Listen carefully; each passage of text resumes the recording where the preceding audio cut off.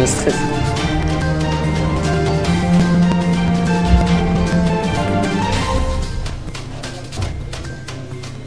Bonjour, bienvenue à tous pour notre premier Watini News, le journal des jeunes du club de prévention de Watini. Au sommaire de cette édition, un reportage sur l'inflation. Nous sommes allés rencontrer les habitants du quartier pour savoir comment ils s'adaptent à la hausse des prix et l'inflation alimentaire. Nous reviendrons aussi sur l'élan de solidarité après le séisme au Maroc. Nous ferons le point sur la question du harcèlement scolaire au collège Jean Moulin. Et pour finir, nos rubriques 3 questions sur l'ANRU et les bons plans de Chana. Bonjour Yanis. Bonjour. Pourquoi as-tu eu l'envie de faire un reportage sur l'inflation ? J'ai remarqué beaucoup de gens autour de moi se plaignaient de la hausse des prix, alors j'en ai fait un sujet. On regarde.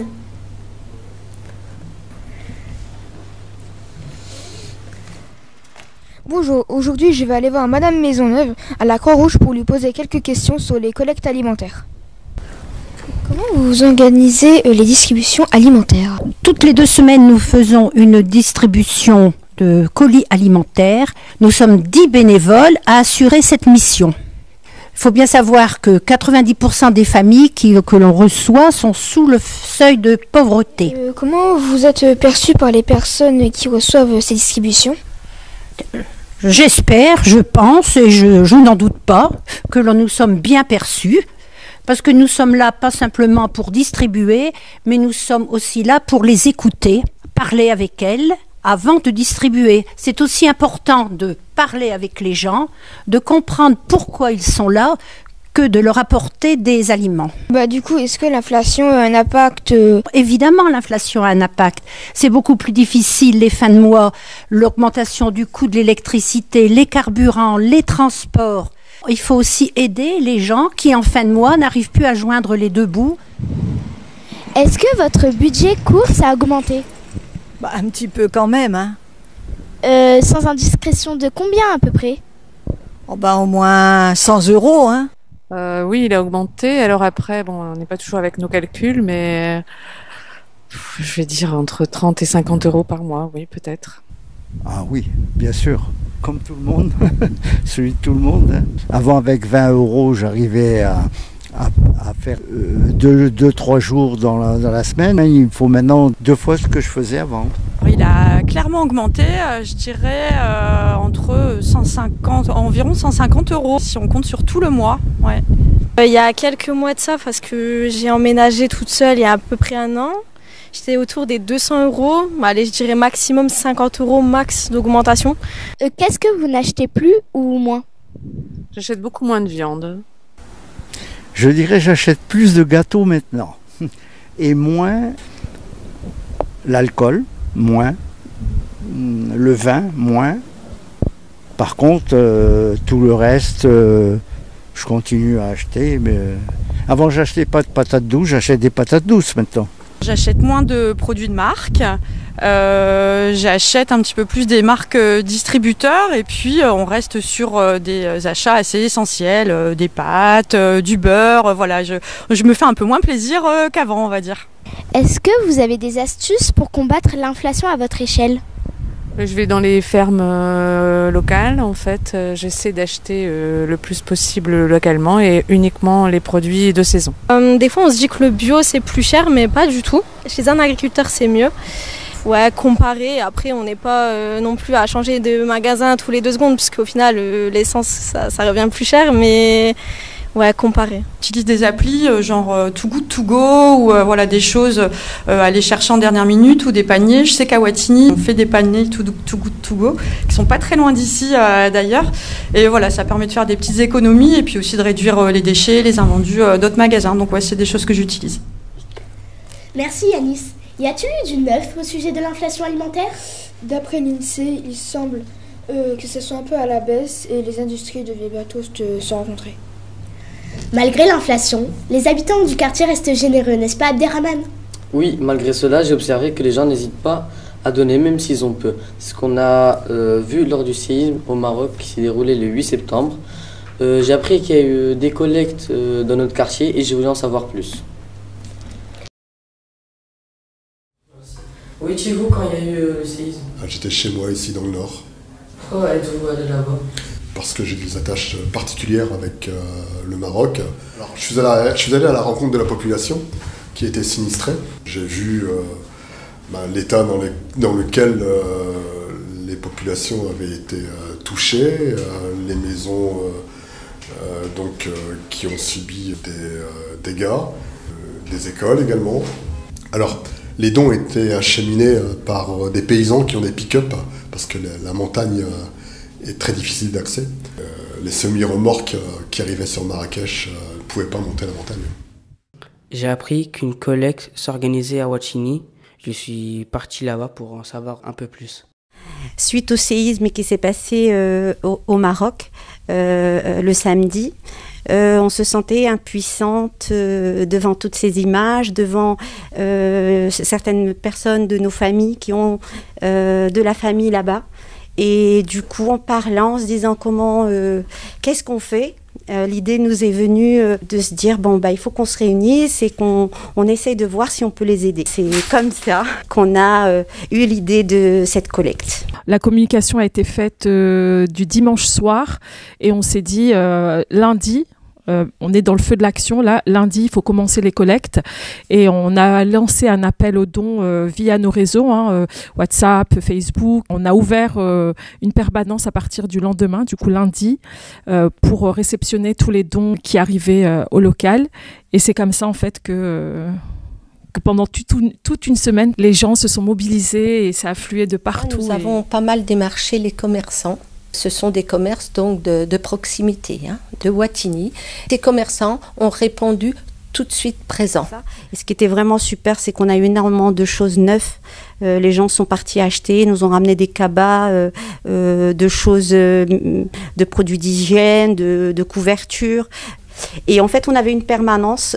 Il y avait toujours des membres du Conseil citoyen présents et des habitants qui sont venus nous aider. On a tout trié, tout mis dans des sacs fermés. Et surtout, on a essayé de prendre ce qu'ils ont besoin là-bas. Alors, je vais citer quand même les associations avec lesquelles nous avons travaillé. Alors, c'était l'association Truck and Bike, avec Sabrina et Ahmed, qui ont une société de transport, et une autre association, cette fois-ci, qui travaille aussi sur place dans la région de Marrakech, Tigouga exactement, et c'est l'association Les Hauts-de-France Tigouga. Ces deux associations ont permis l'acheminement, encore une fois, de tous les dons, et vraiment qui n'ont demandé aucun centime, puisqu'ils ont tout pris à leurs frais. Et on a reçu énormément. Donc les dons, on en a eu. Et vraiment, c'était génial. Et surtout d'avoir cet élan de solidarité dans le quartier. C'était vraiment ça qui nous a, nous, touchés. On savait que le quartier y était solidaire. Mais là, c'était vraiment une belle démonstration. On a été vraiment agréablement surpris.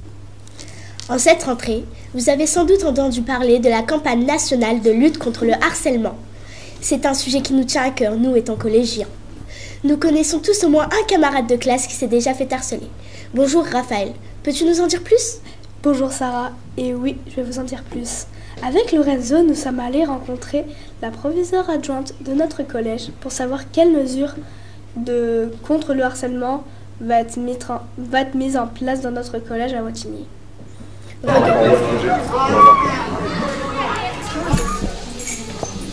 Bonjour Philippe. Bonjour.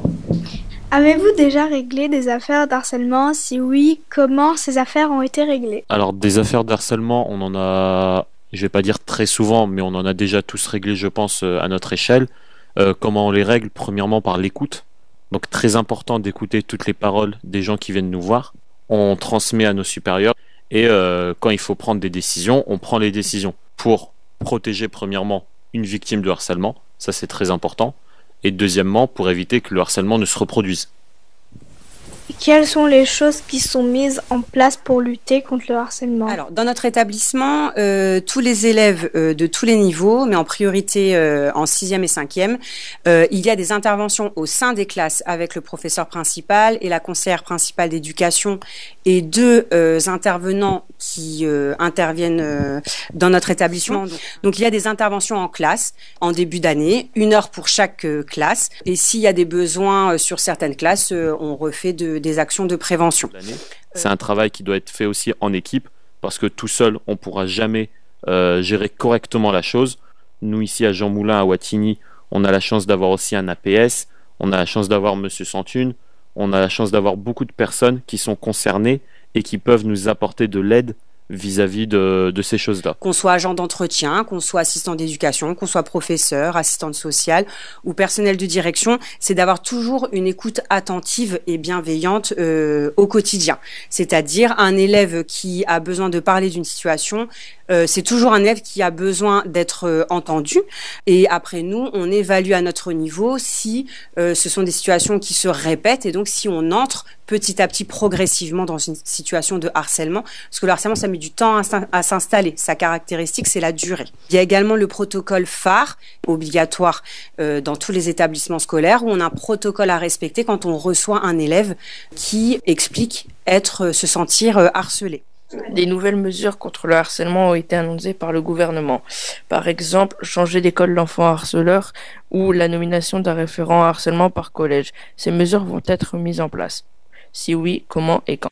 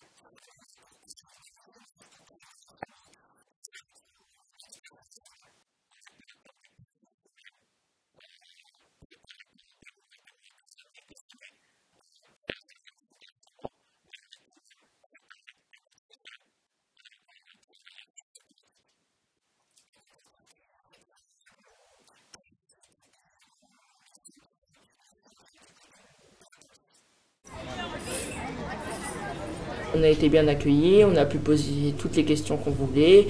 Je suis satisfait des réponses, mais j'ai peur que les nouvelles mesures soient lentes à mettre en place. Car il y aura encore un nouvel élève harcelé.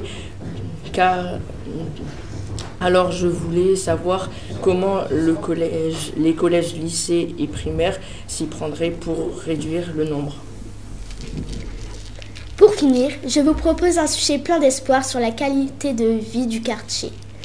Si vous avez déjà entendu parler de l'ANRU, mais que vous ne savez pas ce que c'est, nous sommes allés poser 3 questions à la maison du projet.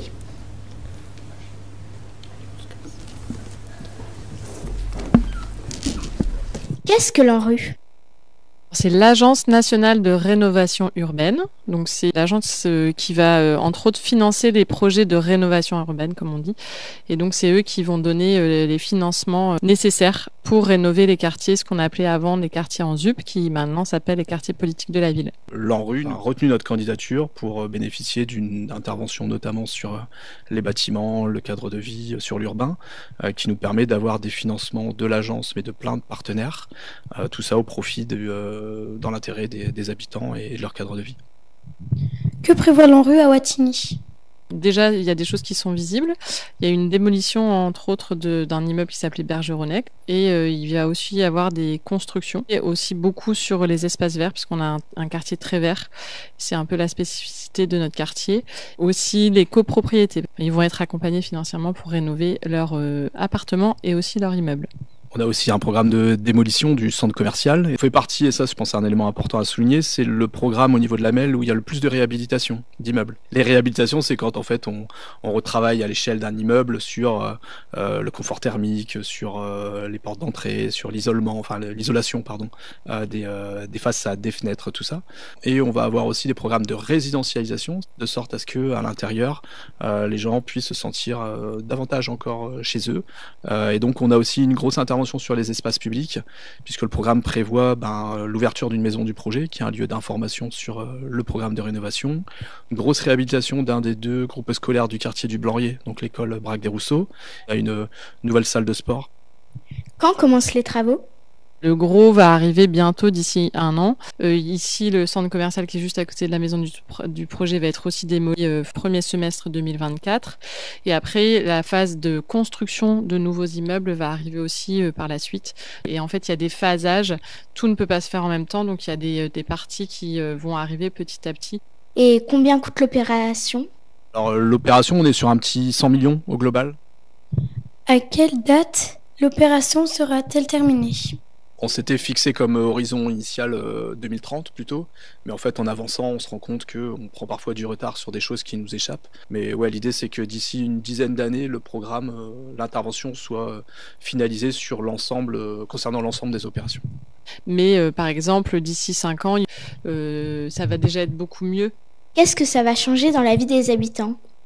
On espère ramener des commerces. Il y aura normalement un petit centre commercial, il y aura la pharmacie qui devrait revenir et on espère une sorte de maison médicale avec médecins, infirmières, en tout cas service à la population. Les espaces verts vont être retravaillés pour pouvoir répondre plus aux attentes des habitants, donc avoir des endroits où les habitants peuvent se retrouver, des jeux aussi pour enfants qui vont être modifiés et aussi surtout des jeux pour un peu tous les âges. Donc le but c'est d'avoir aussi par exemple en effet du matériel pour faire du sport. L'enjeu vraiment, comme le disait Julie, mais c'est de changer le cadre de vie et les conditions de vie des habitants.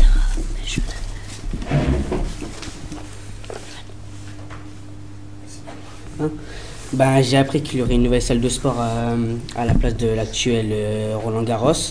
C'est qu'il n'y avait pas assez de place aujourd'hui. Et il y aura plus de végétation. Je crois que ça va plaire aux habitants. Et pour finir, nos rubriques, les bons plans de Chana. Chana, peux-tu nous en dire plus ? Dans ma rubrique, je vais vous présenter des activités pour les jeunes de Wattignies pendant les vacances et les mercredis. Quelles sont les activités prévues dans les prochaines semaines ? Donc là, pour le prochain cycle, on a un spectacle qui est offert par la mairie, un spectacle de fin d'année, qui se passera au centre culturel le mercredi avant les vacances, au matin, donc offert à tous les enfants, pour les centres sociaux et le centre municipal. Ensuite, au niveau de l'accueil de loisirs de Georges Sand, on a mis en place un atelier intergénérationnel avec la résidence du village donc de Wattignies. Donc un groupe d'enfants se rend une fois par cycle à la résidence, font des ateliers avec les résidents. Pour le prochain cycle, on fait un atelier jeux de société où ce sera vraiment un temps d'échange entre les résidents et les enfants. Est-ce que vous avez prévu des choses pour Noël ? Tout le monde ne fête pas forcément Noël, donc on va faire quand même quelque chose pour la fin d'année, mais pas spécifiquement Noël. Voilà, c'est fête de fin d'année, tous ensemble. Et quelles sont les dernières infos sur les vacances de Noël ? Alors, vous tombez bien, elles viennent juste de tomber à l'instant. On a plusieurs choses à proposer. On va proposer comme activité pour les primaires des sorties au Forum des Sciences, avec aussi un prestataire qui va venir pour faire des pâtisseries. Parce que ce que je vous ai pas dit, c'est le thème pour les ACM, ces vacances de Noël, c'est la gourmandise. On a aussi prévu tout ce qui est spectacle de magie, avec la ville en collaboration pour avoir la salle culturelle. Est-ce qu'il y aurait des dates clés Comme date qui est prévue, c'est surtout, généralement on prévoit beaucoup le vendredi, le 29, où il y aura une projection. J'ai aussi un intervenant le vendredi 5, où c'est le spectacle de magie, où les parents seront invités aussi à participer au spectacle le matin, à partir de 9h30.